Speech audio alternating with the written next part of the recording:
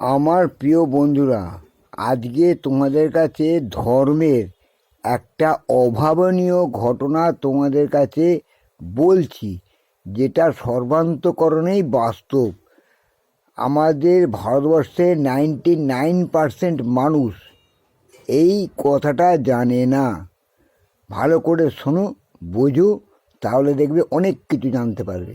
কোনো খারাপ সেন্সে ব্যাপারটা নিও না, সবটাই কিন্তু ধর্মকথার অনুযায়ী আমি বলছি। ভাদ্র মাস, কার্তিক মাস, এই দুটো মাস কেন পশুদের কাছে এত প্রিয়? তারা কেন ওই সময় সঙ্গমে রত হয়? অন্য কোনো সময় তো হয় না। ওই দুটো মাস কেন হয়? তাহলে শোনো, পশুদের একটাই আনন্দ, এছাড়া সমস্ত জীবনটাই তাদের দুঃখে ভরা, সেটা হচ্ছে সঙ্গমের আনন্দ।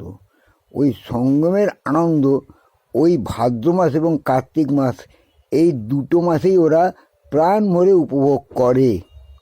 কারণ ওই সময় ওদের রক্তের যে জিনগত প্রয়োগ এবং প্রেশার সেই সময় জাগ্রত হয়, স্রেফ ওই দুটো মাসই।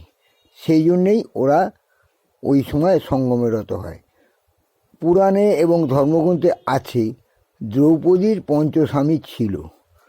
সেই পঞ্চস্বামী যখন দ্রৌপদীকে সঙ্গম করত, তখন যখন ঘরে একজন ঢুকতো, সে তখন বাইরে জুতো খুলে ভেতরে ঢুকতো।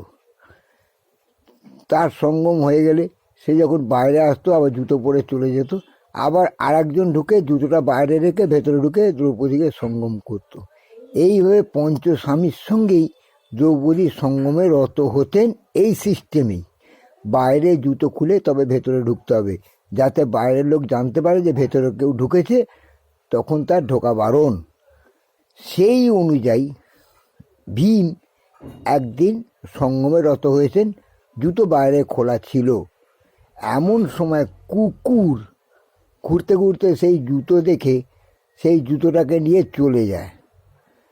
চলে যাবার পরে কিছুক্ষণ পরে অর্জুন সঙ্গমের ইচ্ছা প্রবল হলে সে দ্রৌপদীর সঙ্গে সঙ্গম করতে আসে এবং দরজা খুলে ভেতরে গিয়ে দেখে ভীম তার সঙ্গে সঙ্গমে রত রয়েছেন।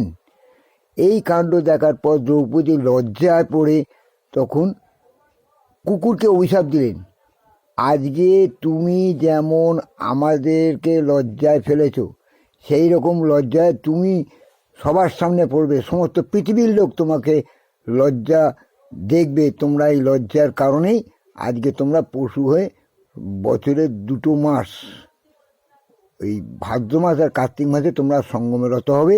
যে সঙ্গমকাল সময় তোমাদের সঙ্গমরত অবস্থায় সারা পৃথিবীর লোক তোমাকে দেখবে। এটাই হচ্ছে বাস্তব ধর্মকথা। তোমরা খারাপ কিছু নিও না। আমার ইউটিউবটাকে সাবস্ক্রাইব করো, অনেক কিছু জানতে পারবে যেগুলো তোমরা জানো না। আসি বন্ধু, আবার দেখা হবে।